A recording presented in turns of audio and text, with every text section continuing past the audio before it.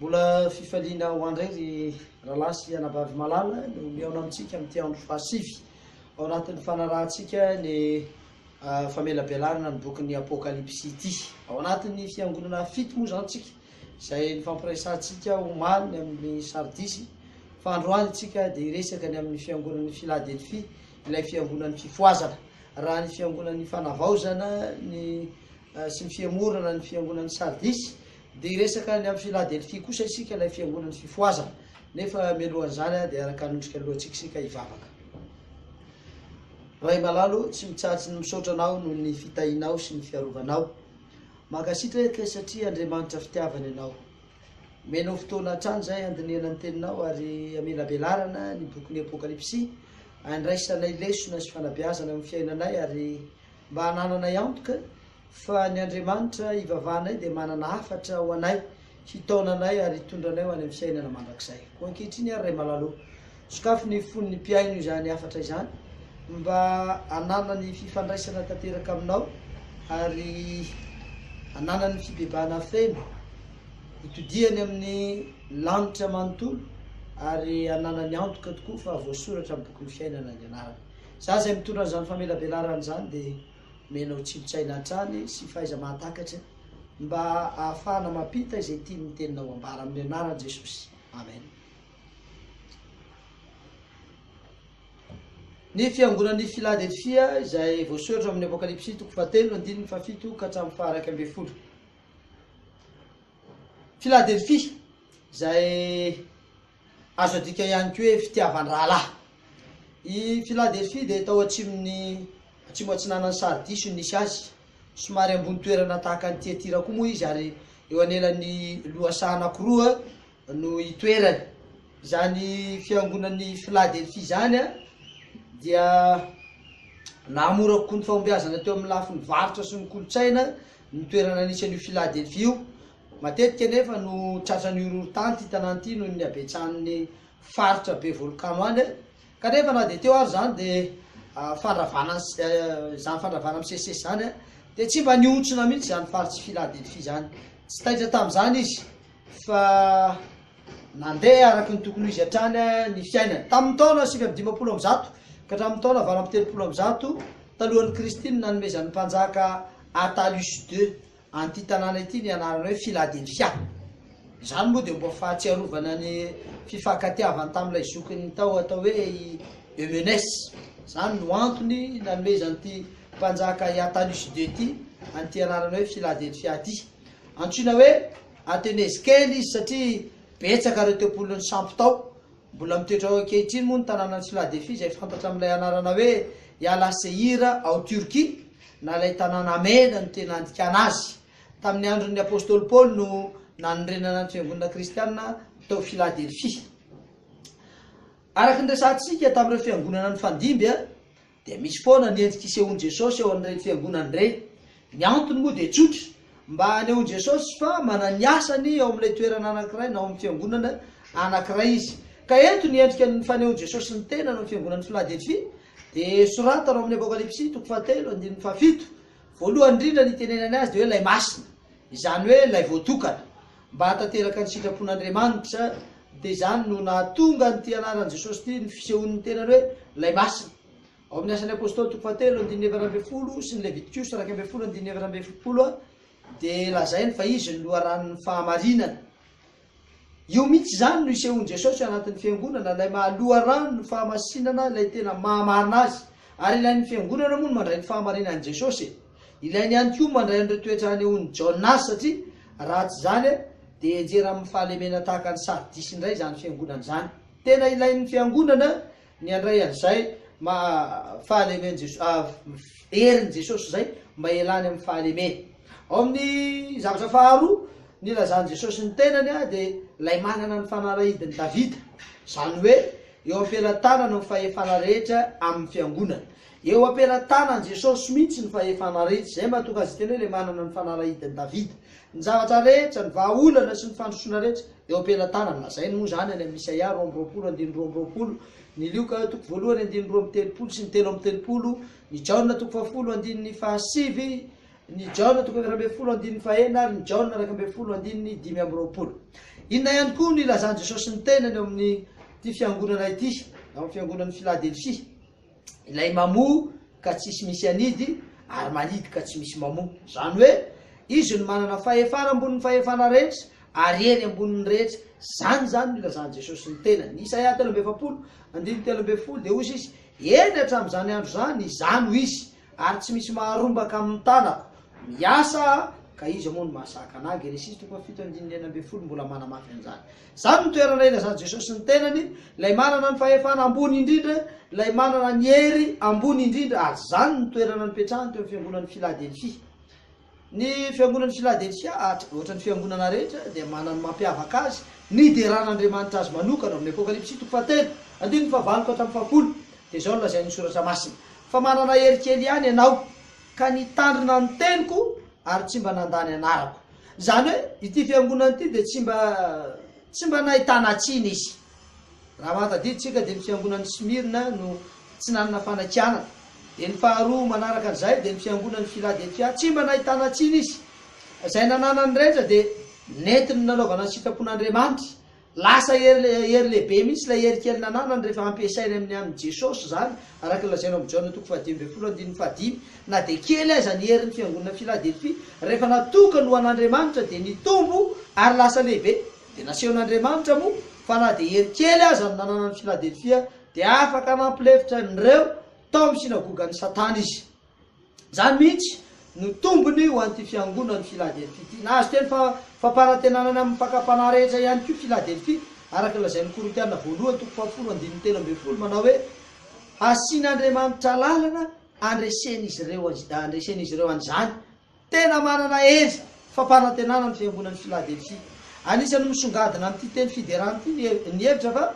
izay rehetra mankatoa an'Andriamanitra dia tsy laozany fitahiana izay rehetra manaiky an'Andriamanitra tsy laozany fitahiana mifandray akaiky ny fitahiana sy ny fankatoavana izay maneho fanajana ary tokony ho ao an-tsaintsika zany raha lasaina bavy raha aman-dreniko malala rehefa maneho fanajana an'Andriamanitra isika rehefa mankatoa an'Andriamanitra isika dia manantena fitahiana eny na dia eo anatin'ny fizahan-toetra sy ny fanenjehana aza dia ho azotsika izany fitahiana rehetra zany rehefa mankatoa an'Andriamanitra isika araka ny teneniko teo dia tsy manana teny fanakiana ny Philadelphie fa ny fampitandremana azy kosa dia eo amin'ny Apokalipsy 7:1 Apokalipsy 7:1 ho afainga anahy tany mafy izay anananao mba tsisy aka ny satro-boninahitra ao antso amin'ny faharetana anao alefan'i Jesosy eto fiadiana alefan'ny Satana nefa ny fahakiviana ka dia antsoin'Andriamanitra Philadelphie tana mafy an'izay ananana amikotra amin'izay efa hery ny raisiny Hebreo 10:9-30 sy ny Timoty 2:4-7 sy ny 9 dia manamafy an'izany tena tenenin'Andriamanitra mihitsy ny fiangonan'ny Philadelphie amikotra amin'ny hery izay ananany anisan'ny mampiavaka ny olon'Andriamanitra moa ty faharetany ity ary miaraka amin'ny faharetana ihany koa ny fiaretana ny faharetana moa dia milaza vanim-potoana lava ny fiaretana kosa dia fiatrehana zava-mavesatra miavaka ny zanak'Andriamanitra eo amin'ny fanatanterana zany zavatra anankiroa zany tsy resy ny fahotana raha tsy nanana an'ireo zava-dehibe roa ireo Jesosy Kristy satria hitatsika Jesosy fa niaritra sady naharitra teo amin'ny fiainany tamin'ny maha olombelona azy mialohan'ny satro-boninahitra rehetra dia tsy maintsy andalovany io fanandramana io tsy maintsy lalovany zany fanandramana rehetra zany sady miaritra isika no maharitra amin'ny mahazanak'Andriamanitra atsika rehefa nomenany zany fampitandremana zany ny fiangonan'ny Philadelphie ao ambadika izay teny fampitandremana izay dia nisy ny teny fikasana amin'ny Apokalipsy 7:12 lafy ny teny no hita ao amin'ity teny fikasana ity ka ny voalohany amin'izany dia zao izay maharesy no ataoko andro eo amin'ny tempolin'Andriamanitra ary tsy ala eo intsony izy zany hoe ny andro eto dia midika fa manana hery tafatombona tsara ary mandresy zay maharesy dia lasa andro tafatombona Galatiana 2:2-7 Timoty 2:7-10 ny Apokalipsy 10:1 raha mamaky an'ireo teny ireo ianao dia ahitany zany hoe andry sy mitoetra marina sy mahatoky izany tsy azo sarahana ny andro sy ny tempoly ka dia mampanantena ho an'izay maharesy Andriamanitra fa tsy saraka amin'ny mandrakizay eo amin'ny fitoerany masina ho an'izay mandresy dia lasa andro izy lasa fiankinan'ny tempoly izy zay tsy azo sarahana ny zavatra faharoa ao anatin'ny teny fikasana ho an'ny fiangonana Philadelphia ary hosoratako ao amin'ny anaran'Andriamanitro sy ny anaran'ny tanànan'Andriamanitro. Efa hitantsika moa fa ny anarana dia maneho toetra, maneho endrika ny fifandraisana, ka dia ekena ny mahazanak'Andriamanitra ny mpandresy ary anana zo ho tompon'ny tanàna na citoyen mihitsy izy. Mandresy dia lasa citoyen, tompon'ny tanàna, misoratra ao ny anarany. Filipiana 4:20 fa ny fanjakantsika dia any an-danitra ary avany no iandrasantsika mpamonjy dia Kristy tompo. Eto zany dia mametraka fa zay rehetra manaiky an'Andriamanitra, mandresy, mahomby dia lasa tompo tanàna any an-danitra, citoyen any lanitra, voasoratra any an-danitra ny anarany. Ny zavaravatelo ao anatin'ilay teny fikasana dia ozy hoe ary ilay anarako vaovao. Maneno toetran'i Jesosy zay mandresy io. Mahazo anarana vaovao efa nresaka an'izany tsika teo aloha ny amin'ity hoe anarany ity ho an'ny olona miova fo dia niova anarana. Apokalipsy 6:12 sy 9. Ary izy manana anarana voasoratra izay tsy misy mahalala akory afa-tsy ny tanany any, ary manana anarana voasoratra amin'ny lambany sy ny feny izy, manao hoe mpanjaka ny mpanjaka sy tompony tompo. Reo teny fikasana lehibe ho an'ireo Filadelfia izay azo antoka fa mitaky fijoroana, mitaky fianterana amin'Andriamanitra. Ndao jerentsika ny vanim-potoana ara-paminaniana ho an'ny fiangonan'ny Filadelfia izay fantatsika moa fa nanomboka tamin'ny taona 550 sy 700 hatramin'ny taona 420 sy 700 izany tantaran'ny fiangonana Filadelfia izany. Ny vanim-potoana ara-paminaniana momba ny Filadelfia ao anatin'ny 550 sy 700 ka hatramin'ny 420 sy 700 eo. Raha mbola variana tamin'ny zavatra ara-tsaina ny Sardis dia nasehoan'Andriamanitra kosa indray fa misy zavatra izay tsy azo ny saina hazavaina velively ka tokony ho ekena amin'ny patokiny. Tsinony zany fa ny fisian'ny famantarana ny seho tamin'ny fiafaran'ny vanim-potoana ara-paminaniana momba ny Sardis izay efa niresantsika zany teo am-piandohany ao amin'ny Apokalipsy 4:9 sy 13. Ary nahita fa rehefa novoany ny tombo-kase fahenina dia nisy horohorontany mafy ary tonga mainty tahaka ny lamba volonosy fisaonana ny masoandro, ary tonga tahaka ny raha avokoa ny volana, ary nikitana tamin'ny lanitra dia niraraka tamin'ny tany. Manamafy an'izany Matteo 4:7 izay faminaninany amin'ny fiavian'i Jesosy. Io ilay horohorontany lehibe tao Lisbonne ny 1er novambra 550 sy 700 izay manamarika ny vanim-potoana ara-tantara sy ara-paminaniana ny fiangonan'ny Filadelfia, milaza mialoha ny fidirana ao anatin'izany vanim-potoanany fiangonana Filadelfia izany. Masoandro maizina ary ny volana tsy mazava, ny 527 tao Etats-Unis ny siny zany.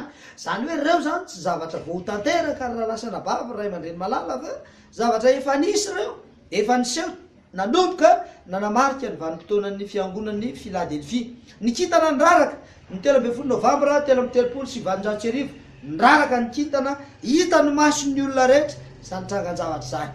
Tsapa fa tsy hoela dia ho avy Kristy iray izay nijerena. Raha io fanambarana io raha lasa nabavy no arahana. Raha reo zavatra nolazain'ny Baiboly reo no tomorina akaiky ka manaiky ny tantara sy ny Baiboly isika dia tsy ela dia ho avy Jesosy. Tsy ho ela dia ho tonga Kristy. Olona tokony hanahoana ary ianao, olona tokony hanahoana manoloana an'izany fantomorany fiavian'i Kristy izany, vanim-potoana izay efa hakaiky sy manamorona indrindra ity fiavian'i Jesosy ity, olona tokony manahoana isika. Nisy tokoa moa tamin'izany ny fifandraisana ampo teo amin'ny samy kristianina, nisy fifohazam-panahy lehibe ara-pilazantsara ao amin'ny fanomanana ny fiavian'ny tompo na tany Eropa zany na tany Etats-Unis, tena nitrango zany tamin'izany vanim-potoana izany.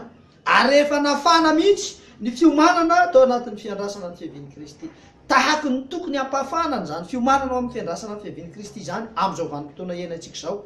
Raha misy ny fotoana tokony hiverenan'ny fahafanana ny amin'ny fahavononan'ny fiverenan'i Jesosy raha lasa nabavy ray aman-dreny malala, tahaky ny tamin'ny andron'ny Tiatira, tahaky ny andron'ny Filadelfia, tahaky ny tamin'ny andron'ny Smirna, dia izao vanim-potoana izao tokony mafy indrindra ny amin'izany fiandrasana ny fiavian'i Jesosy zany. Tao moa John Wesley izay efa naverimberitsika teto, nitoro ny filazantsara tam-pitiavana tamin'ireo olona izay tsy niraharahiana toy ny mpisotro toaka, ny mahantra, natao tsinitsininy reny kanefa dia John Wesley dia nitory nanambara an'izany zavatra zany. Nentanina ny olona ho tia fivavahana, niara niasa taminy rahalan'ilay antsoina hoe Charles Wesley, tao kory George Whitefield, nitondra fifoazana atao Nouvelle Angleterre, nilaza tamin'ny olona rehetra nanambara na tamin'ny mantra na tamin'ny olona mamolafa ny tamin'ny karazan'olona rehetra fa ho avy Jesosy ka mila fiomanantsika nipoka ny fifoazam-panahy tamin'izany fotoana zany ary tena namaivay mihitsy ny fahavononan'ny olona hitsenan Jesosy Kristy tany Amerika dia isan'ny niavaka ny fitorinany amin'ny fiavian'ny Kristy nentin'ny William Miller sy ny miara-miasa taminy nanerana ny États-Unis ray manontolo ary dia nyrahina sy ny fankatiny atokom-pinoana tamin'ny taonjato 20 fa 7 niaraka vonona hitsena ny fiavian'ny Kristy eny amin'ny ranolanitra. Anisan'ny nampiavaka ny fiangonana Philadelphia ihany koa ny fisian'ilay varavarana amin'ny voa amin'ny Apokalipsy 3:7-9 iny rehefa nasiko varavarana amin'ny voa eo anatrehanao ka tsy misy marindrina azy. Io nampiavaka ny fiangonana Philadelphia. Tamin'ny lafin-javatra maro no nahatanterahany zany zavatra zany. Lasa nielipatrana ny misionera nanaparitaka ny filazantsara tamin'ireo tany izay mbola tsy tratrany zany. Niparitaka ny fitorinan'ny filazantsara, niazakazaka mihitsy ny asa fitorina. Ohatra tao anatin'ny maro tamin'izany William Carey nandeha tany Inde izy tamin'ny taona 1770 nandeha nitory ny filazantsara ary nanao antony manokana mihitsy hilaza ny fiavian'i Jesosy Kristy. I Robert Morrison nandeha tany Chine tamin'ny 790 laza sy nanaparitaka ny amin'ny fiavian'i Jesosy Kristy. Robert Moffat nandeha tany Afrika tamin'ny 770 ary narahany David Livingstone tamin'ny 770 zany. Varavarana mivoa amin'ny fampitana lavitra ny filazantsara zany rehetrarehetra zany araka ny teny zany mampiavaka ny Philadelphia fa io ny mampiavaka azy dia ny fitorina ny filazantsara varavarana misokatra ho amin'ny fitorina ny filazantsara. Manamafy an'izany ny Korintianina 2:2-2 ny asan'ny apôstôly 2:20 ny 7:20. Fantana ihany koa fa rehefa nahatony Napoléon Bonaparte ny fahefan'ny papa tao Roma tamin'ny taona 770 dia iny fa niroborobo ny fivavahana sy ny fitiavana handalina ny baiboly ary nanomboka ny asan'ny fikambanana mampely baiboly tao Grande-Bretagne tamin'ny taona 790 dia nipoitra ihany koa ny andro zareo Amerikanina tamin'ny taona 970 niazakazaka ny fandrotson'ny tenin'Andriamanitra, niazakazaka ny fahalianana ny amin'ny baiboly. Tsy ala tao aoriana io no niforona indray teto Madagasikara tao aorianan'io 970 dia tonga teto amintsika teto Madagasikara ny fikambanana mampely baiboly ary dia niforona hatrany hatrany tamin'ny firenena maro ny fikambanana mampely baiboly dia varavarana ny voa tamin'ny vanim-potoanan'ny Philadelphia zany ary tsy azo dia tsy hita io varavarana misokatra ho amin'ny filazantsara fanambarana ny soratra masina io. Ny taonjato fa 9 sy ny 5 no nahasarika ny mpandinika ny soratra masina hifantoka amin'ny faminaniana. Anisan'izany ny faminanian'i Daniel sy ny Apokalipsy izay mifandray amin'ny fiavian'i Kristy fanondroany katsaka ny amin'izany ireo mpandinika ny soratra masina. Be dia be ireo olona izay niazakazaka ho amin'ny fandinihana izany soratra masina izany. Dia tonga ihany koa ny fotoana nivoahan'ny varavarana tamin'ny andron'ny Philadelphia tamin'ny taona 770 izay maneho an'i Jesosy sy ny asany farany ataony mialohan'ny fiaviany indray. I Philadelphia moa no ilay fiangonana manana varavarana mivoa 577 ka hatramin'ny taona 770. Zay ny amin'ny fiangonana Philadelphia izay nijerevantsika aingakaingana tao anatin'ny flasy indray mandeha. Fa izao tsika dia resaka ny amin'ny fiangonan'ny Laodikia. Fiangonan'ny Laodikia ilay fiangonan'ny taonjato ankehitriny dia izao vanim-potoana iainantsika izao. Voaresaka ao amin'ny Apokalipsy 3:9-20 ka hatramin'ny 2:20. Laodikia ilay fitsarana vahoaka na fanamarinana vahoaka na vahoakan'ny fahamarinana. Zany no hevitry ny teny hoe Laodikia, fitsarana vahoaka na fanamarinana vahoaka na vahoakan'ny fahamarinana. Ndao ary hojerentsika ny mombamomba nyity Laodikia ity. Ity ny toerana farany atrehantsika amin'ireo fiangonana 7 ary rehefa avy nitety hatrany Efesosy tsika ka nahavita tany ho any amin'ny 5700 km tany dia tonga eo amin'ny fiangonan'ny Laodikia tsika amin'izao fotoana izao. Tonga eo fiangonan'ny Laodikia tokony ho 520 km raha vao atsimo atsinanan'ny Philadelphia misy azy. 520 km avy eo atsimo atsinanan'ny Philadelphia. I Antiochus II nanoratra an'ity nanorina an'ity tanàna ity tamin'ny taonjato fahatelo talohan'i Jesosy ary ny anaram-badiny moa no nampitondrainy azy. Zany hoe ny vadin'ny Antiochus II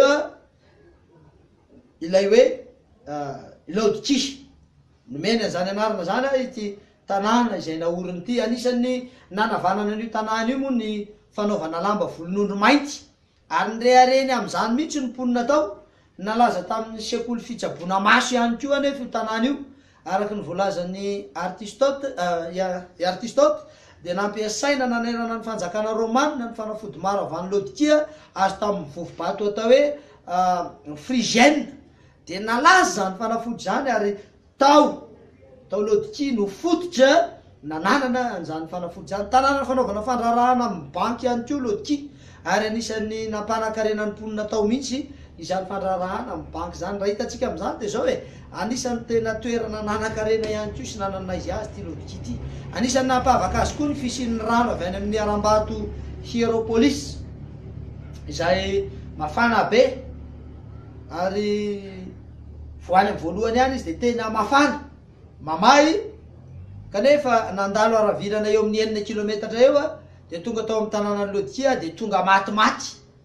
Niavaka zany rano zany, nahasarika olona maro rano matimaty io, hatrany Eropa ka hatrany Azia, dia tonga mihitsy nitsidika tao avokoa nijery ny mikasika an'izany rano zany. Ary tratra nororo tany mafy moa Laodikia tamin'ny taona 90 tamin'ny vanim-potoana amin'izao vanim-potoana iainantsika izao, ary nanosokevitry reo manampy ny ara-bolan'ny Laodikia ho fanarenana ny tanàna, kanefa dia nilavy mponina zany satria manana ny ampony izy ireo. Nirehare mihitsy Laodikia ny amin'ny fananakarena, nirehare mihitsy izy fa tena olona manana ny ampy, ka na dia nisy fanampiana tokony atao aza dia nilaviny zany. Nanana naizy azy zany ty Laodikia ty, ary zay nahatonga azy nirehare tamin'ny fananany, ary tsy tiany mihitsy izany hoe ho ampina satria mpanakarena izy. Tahaka an'izay nataon'i Jesosy tamin'ireo fiangonana rehetra dia mba nampiasainy ireo saron-zavatra nisy hita tao Laodikia ireo, ary nandefa hafatra ho azy mihitsy ihany koa izy tamin'ny alalan'ny trangan-javatra izay hitany.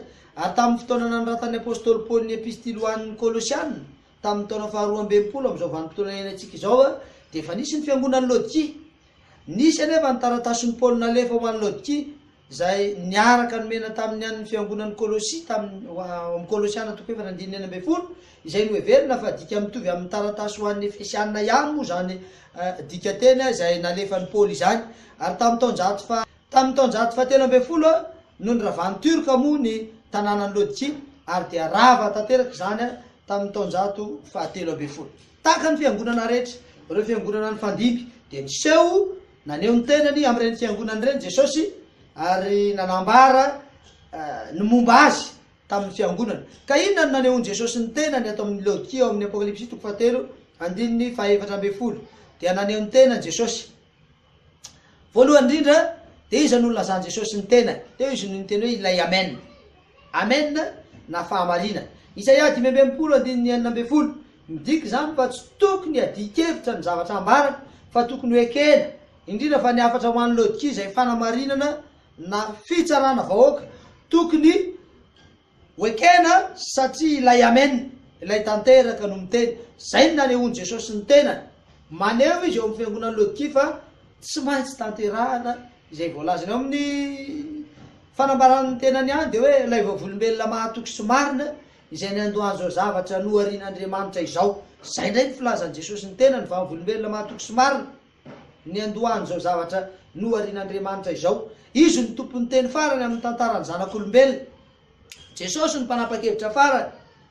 Ilay Jesosy niandohany zao zavatra noharian'Andriamanitra izao no afaka hanome fiandohana vaovao indray ho an'ny fiangonana sy ny tsirairay raha ohatra ka mahatoky azy ireo. Raha ohatra ka manaiky an Jesosy isika dia izy no tompony teny farany, ary raha mahatoky azy isika dia ho tanteraka zay rehetra no lazain'i Jesosy ny amintsika. Fiangonan'ny Laodikia dia nanana ny fiderana azy manokana. Fiangonan'ny Laodikia no mba anisan'ny miavaka fa tsy mba nahazo teny fiderana mihitsy ny fiangonan'ny Laodikia. Raha ireo fiangonana roa niresantsika tamin'ny teo aloha tsy mba nanana teny fanakianana, fa i Laodikia kosa indray dia tsy mba nisy teny fiderana, fa ny fanakianana azy dia amin'ny Apokalipsy toko fahatelo andininy 12 ka hatramin'ny 17 mifanohitra amin'ny fiangonana rehetra teo aloha i Laodikia satria tsy mba nahazo teny fiderana izy. Zava-droloa tena nampahaleman'ny Laodikia, toetra matimaty sy ny fiheveran-tena ho zavatra. Ireo zavatra anankiroa reo no nampiavaka an'ity fiangonan'ny Laodikia ity, toetra matimaty, fiheveran-tena ho zavatra. Tsy mangatsika na mafany ianao, zay ny fanakianana azy. nampiseho ny tsy fahazotona amin'ny fiainam-pivavaha variana amin'ny fombafomba ivelany fa tsy tena mivelona araka ny filazantsara zay nitoetra ny Laodikia endrika ivelambelany resaka be deaibe an'izany tsika teo hoe amin'izao vanim-potoana iainantsika zao dia mitranga misy zany Timoty faharoa fahatelo andininy fadimy manana ny toe-panahy araka an'Andriamanitra nefa mandany heriny zany io fiangonana io manana ny toe-panahy araka an'Andriamanitra nefa mandany heriny Isaia 41:1 ary amin'izany andro zany dia isy vehivavy fito iazona lehilahy ray ka na hoe ny anina ihany no anay ary lambana ihany no tafinay fa izao ihany no angatanay aoka ho tononona amin'ny anaranao zay ka afa ho tondromaso amin'izao vanim-potoana ny fiangonan'ny Laodikia zao no mahatateraka an'izany amin'izao vanim-potoana iainantsika zao ny siny zany Matito 7:1-7 tsy zay rehetra manao amiko tompokotompoko no hiditra amin'ny fanjakan'ny lanitra fa izay manao ny sitrapon'ny raiko zay any an-danitra marina anao amiko amin'izany andro zany hoe tsy efa naminany tamin'ny anaranao va zahay tsy efa namoaka demonia tamin'ny anaranao va izahay tsy efa nanao asa lehibe tamin'ny anaranao va izahay ary dia ambarako a marimarina hoe tsy fantatra akory ianareo atraihatrizay miala amiko ianareo mpanao meloko izany vanim-potoana izany izany zavatra izany dia amin'izao vanim-potoana iainantsika zao zay ao anatin'ny vanim-potoana ny fiangonan'ny Laodikia no mitranga ary zao ny teny ohatra ny tena mampatahotra zay ny tenen'Andriamanitra tamin'ny Laodikia dia efa halohany vavako ianao raha marina fa mampandony raha ny matimaty eo amin'ny lafiny voajanahary dia ho marina koa zany eo amin'ny ara-panahy fa aminanina misy fepetra ity ambara ity anefa zany hoe mbola manantena fiovana avy amin'ny Laodikia Andriamanitra na dia teo aza ny teny hoe alohan'ny vava inao raha matimaty ary fiainana matimaty tokoa ny fiainan'ny fiangonan'ny Laodikia dia nolazain'Andriamanitra fa alohan'ny vavako ianao ary tena mampandony ny zavatra matimaty dia izao tsy teny fanakianana fahatany zany teny zany fa teny misy fanantenana izany teny mbola misy zavatra hazo antoka ao ambadika tsy lavina kosa nefa fa izany ny fiafaran'ny toe-javatra raha ohatra ka tsy misy fiovana eo amin'ny fanarahana an Jesosy dia ilay valy teny teo aloha hoe tsy fantatra akory ianareo atraihatrizay no asetriny Jesosy ho an'izay olona mba te eo aminy kanefa tsy nanaraka n'ilay fanivana sy nanaraka n'ilay torohevitry Jesosy izany no mety ho valy teny raha ohatra ka tsy miova ny olona tsy fantatrao fa ianao no ilay ory sy mahantra sy malahelo sy jamba ary mitanjaka zany ny toerana misy any Laodikia zay zasy ianao amin'izao fotoana izao mahantra ory malahelo jamba mitanjaka fa tsy notian'Andriamanitra fahatany tamin'izany endrika izany isika tena mifanohitra amin'ny toe-tsainy Smirna ny zava-mitranga eto zao voalazan'i Jesosy ny amin'ny Smirna fantatro ny fahantrahanao nefa manan-karena ianao zay ny amin'ny Smirna Apokalipsy 2:2-7 tsy hoe fiatsaram-belatsy fotsiny ny olana mahazo an'ny Laodikia fa tena tsy fahalalana mihitsy ny toerana mampalahelo misy azy ohatrany miseho manana kanefa mahantra ary tena toerany zany Hosea 2:2 ringana ny oloko noho ny fisian'ny fahalalana hoy Jehova ringana ny olona noho ny fisian'ny fahalalana zany no mahazo ny fiangonan'ny Laodikia tsy mahafantatra ny toerana misy azy izy miavonavokevitra mihevitra ny tenany ho zavatra kanefa tsy mahafantatra zay tena toerana misy azy fampitandremana ho an'ny fiangonan'ny Laodikia fampitandremana ho an'ny fiangonan'ny Laodikia ny Apokalipsy 3:7-8 Apokalipsy 3:7-8 dia manoro hevitra anao a hividy amiko volamena sy fitafiana ary odi-maso fananana nampalaza ny Laodikia reo volamena fitafiana odi-maso araka ny resantsika taloha nampalaza azy zany kanefa eto dia nomena torohevitra izy hividy an'izany satria tsy ireo fananana teo aminy ange no tena zava-dehibe tsy ireo le nananan'ireo no izy antsoiny Jesosy hividy aminy zay mety vahaolany Laodikia varotra hafa kely no ifanaovana eto satria tsy misy vola aloha amin'izay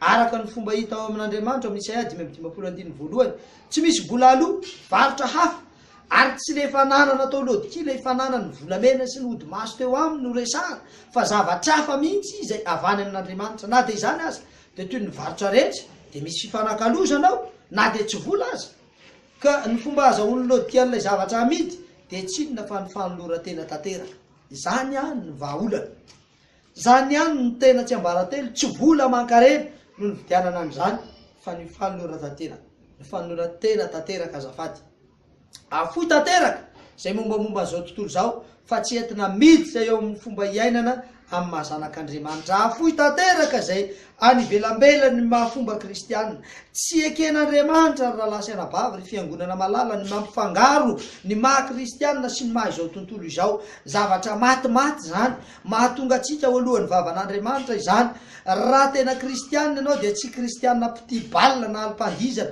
fomba n'izao tontolo izao zany raha tena kristianina ianao dia tsy kristianina tian'ny fahafinaretany nofo ivelambelany mahatonga atsika ho alohan'ny vavan'Andriamanitra izany ary tsy ny fanaovana ny fahafinaretana izay mandalo fotsiny an'izany rehetra izany dia tsy eken'Andriamanitra. Romanina 12:1 sy ny 2 mangataka aminareo ary raha lamba ho atolotrareo ny tenanareo ho fanatitra velona masina sitrak'Andriamanitra ary aza manaraka ny fanao zao tontolo zao izy any amin'ny 4:3 mila fanoloran-tena isika mila fahafoizan-tena hanaraka ny fanao ny baiboly sy ny soratra masina fa tsy ny manao ny fanao zao tontolo zao.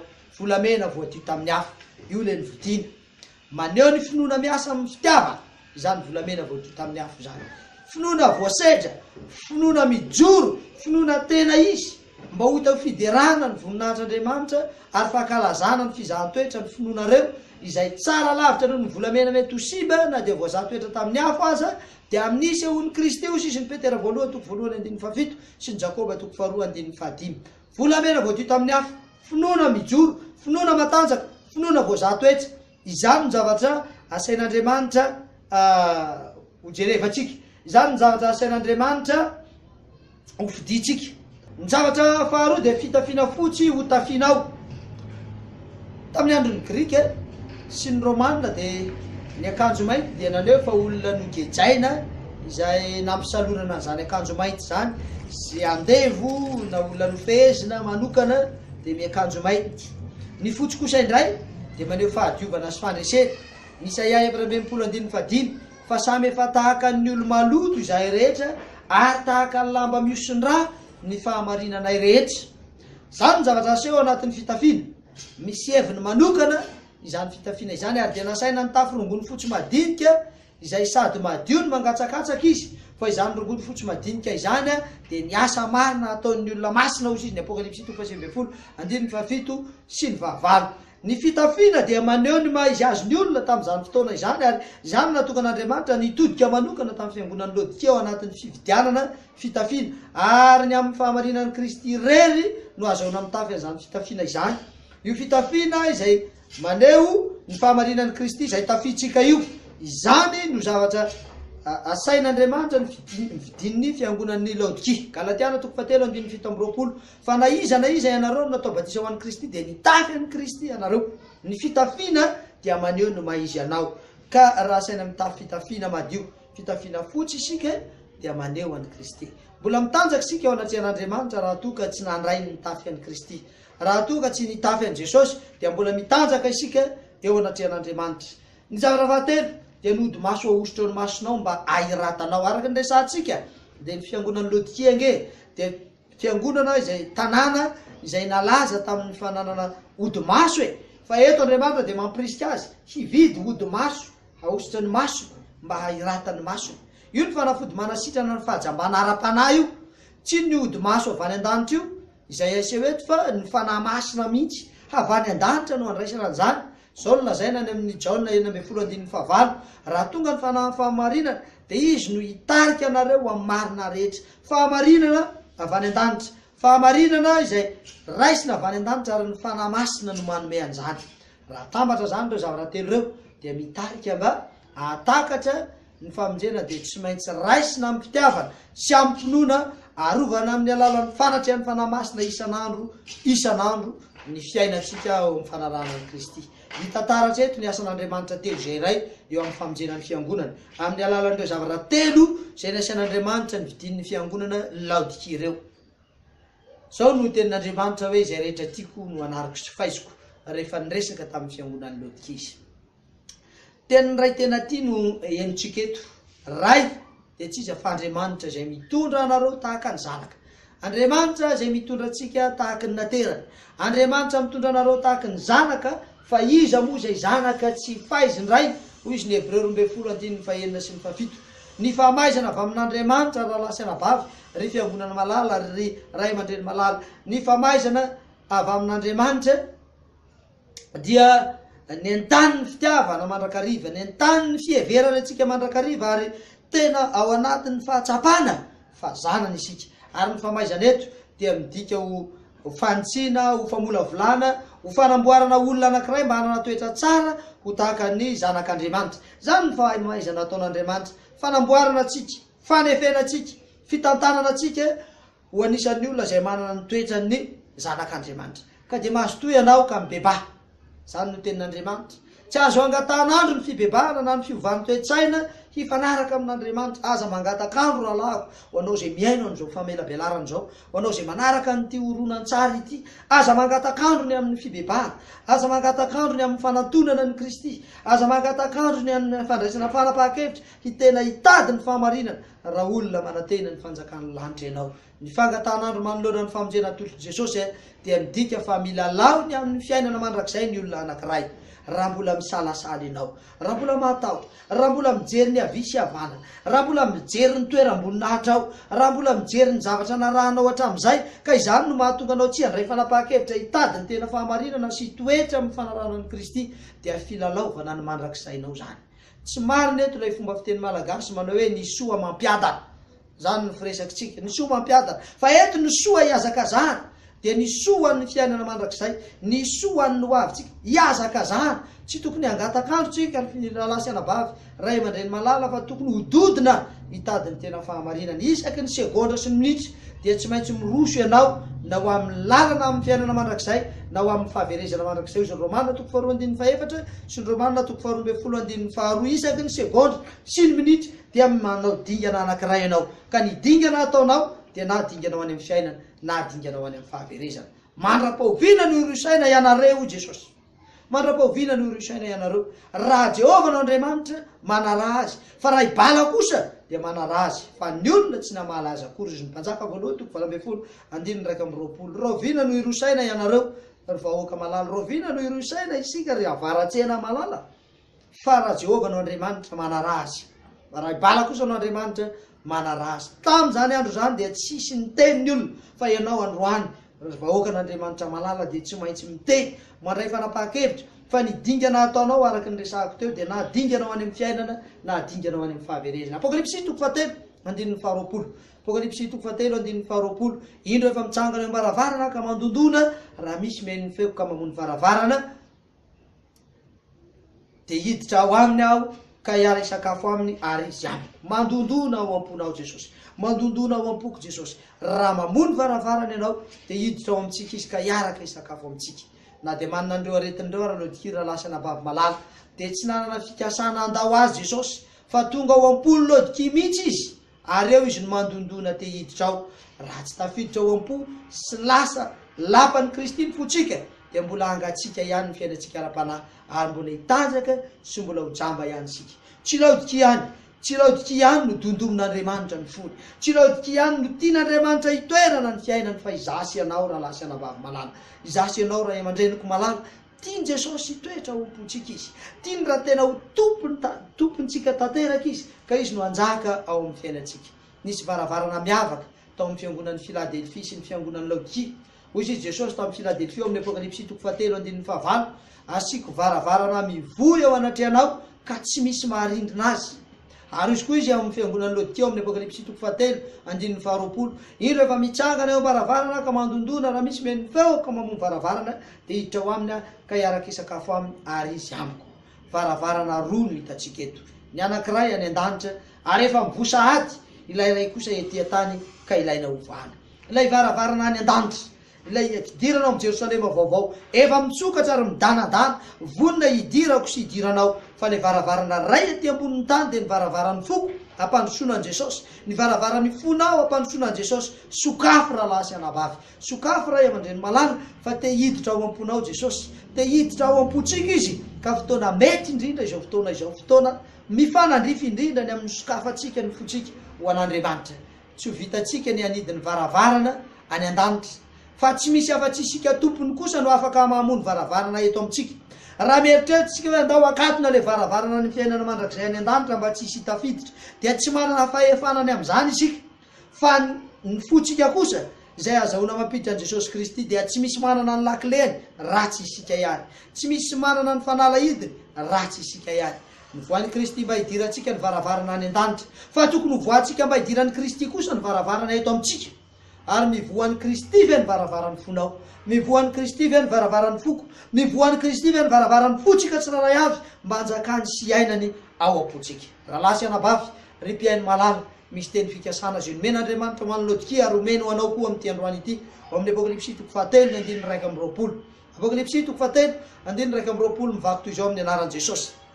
Zay maharesy dia avelako hiara-mipetraka amiko eo ambonin'ny seza fiandrianako. Zay maharesy dia avelako hiara-mipetraka amiko eo amin'ny seza fiandrianako. Tahaka an'ireo taratasy teo aloha dia mifandray amin'ny andro farany daholo ny teny fikasana eto. Ekena fa tamin'ny fiangonana rehetra dia Laodikia nandray fanakianana mavaivay indrindra. Izy ihany koa nefa nanehoana amin'ny fitiavan'i Kristy lalina izay te hifandray amin'ny fiangonana. Na dia teo aza ny fanakianana, na dia teo aza ny zavatra mavesatra tamin'ny Laodikia dia izao naseho taminy ny fitiavan'Andriamanitra azy. Izy ihany koa nampanantenana valisoa ambony indrindra dia miara-mipetraka eo ambonin'ny seza fiandrianana ho Jesosy. Laodikia ilay nahazo fanakianana mavesatra sy mavaivay, kanefa izy ihany no nahazo teny fikasana ny amin'ny fiaraha-mitoetra ny amin'ny seza fiandrianana. Voninahitra lehibe zany no an'ny mpandresy rehetra, voninahitra lehibe zany no an'izay manaraka ny Kristy ary izasy ianao izany ho mpandresy zany raha manaiky an'i Kristy tsika. Ialona ny Satana izy amin'izany, ary satria izany seza fiandrianana zany no nitsiriritiny mafy dia nefa dia very dia amin'izao fotoana izao dia ataon'ny Satana zay tsy hahatongavan'ny olona amin'ity seza sy toeram-boninahitra lehibe ity. Rahalahy sy anabaviko malala, miantso anao Jesosy androany. Tena maniry izy ny hanokafanao ny fonao.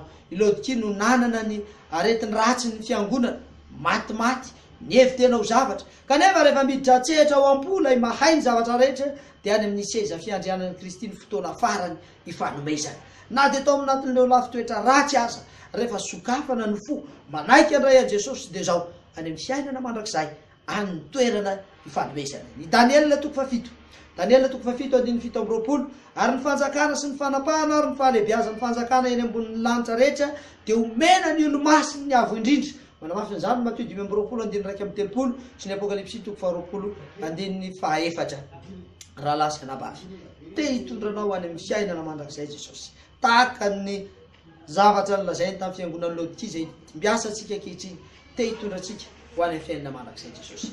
Manahoana ny vanim-potoana ara-paminaniana momba ny Laodikia? Io ny tsara ho fantatra ary tsara ho fehezintsika hamantarantsika ny tantara. Nanomboka tamin'ny taona 720 ny vanim-potoana ara-paminaniana ny amin'ny Laodikia ka mandra-piavin'i Jesosy Kristy eny amin'ny raon'ny lanitra izay tsy nambara ny daty ny amin'ny fiaviany. Raha mamaky ny Marka 2:20-20 sy ny Matthieu 4:20-20 isika dia nilazaina fa tsisy hafantatra izany fotoana hiavian'i Jesosy izany, fa ny fiatomboan'ny vanim-potoanan'ny Laodikia dia ny taona 720 maraka tonga Jesosy Kristy ho avy any amin'ny raon'ny lanitra. Tamin'ny vanim-potoanan'ny Laodikia no niforona ny vahoaka miomana ao amin'ny fanatrehana ny amin'ny fitsaran'Andriamanitra izay ny faminaniana ihany no manambara ny fotoana nanomboany. Tamin'ny vanim-potoana io dia miomana ho amin'ny fitsarana ny vahoakan'Andriamanitra, nomena fampirisihana hividy an'ireo zavatra no resantsika, ny fitafiana fotsy, ny odi-maso, ahositra ny maso ary ny volamena voadio tamin'ny hafa. Ao anatin'ny fiomanana amin'izany isika ary ao ka izao vanim-potoana izay iainantsika izao dia vanim-potoana hananantsika an'ireo torohevitra izay nomena ny fiangonan'ny Laodikia. Ira-pandresena deny eo am-piandohana no asanatry ny bokin'ny Apokalipsy ary dia nisongadina tao amin'ny taratasy 7 izany ira-pandresena izany. Raha nisokatra tamin'ny fahavalon'ny olombelona sy naneho amintsika ny voka-dratsiny izany ny voalohan-dohany eo amin'ny bokin'ny Genesisy dia ny famerenana indray ireo izay nafoy taloha noho ny fahasoavan'Andriamanitra kosa no avohitry ny bokin'ny Apokalipsy ireo fa navona tany amin'ny Genesisy. Rehefa averezana tany amin'ny Genesisy, rehefa mamarana ny Baiboly, Andriamanitra dia miresahany fa ao anatin'ny fanavaozana sy ny famonjena ny vahoakan'Andriamanitra sy ny fiangonana rahalahy sy anabavy malala. Itoy amin'inona ny tantaran'ny fiangonana fito? Inona ny zavatra ao ambadiky ny fiangonana fito?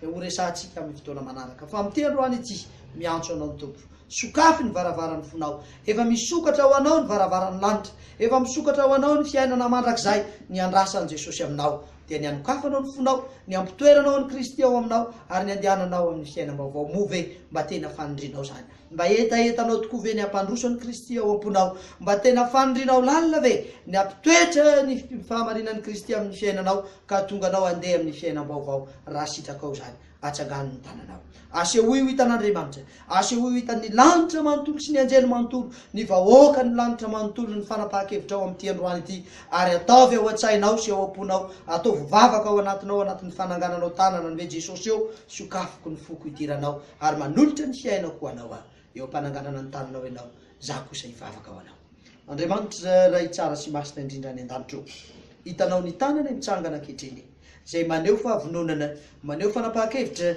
ny ampandroso ny Kristy ao anatinay ray malalo olona malemy izay olona tsinotsinona kanefa ekeo ny fanoloran-tenanay diovy zay Andriamanitra sasao afa-pahotana ary afao mba ho afa-keloka ankehitriny ary mandrosoa ao am-ponay ianao Jesosy eo anjakao ny fiainanay ka ny fiainanay manontolo dia ho fiainam-pamonjena ho fiainam-panantenana ilay lanitra vaovao sy tany vaovao ho lasa ny zavatra rehetra tsy fahombiazana teo amin'ny fiainanay fa ny sisa kosa dia ho fiainan'ny fankatoavana sy ho fiainam-panompona hatrany amin'ny anaran'i Jesosy amen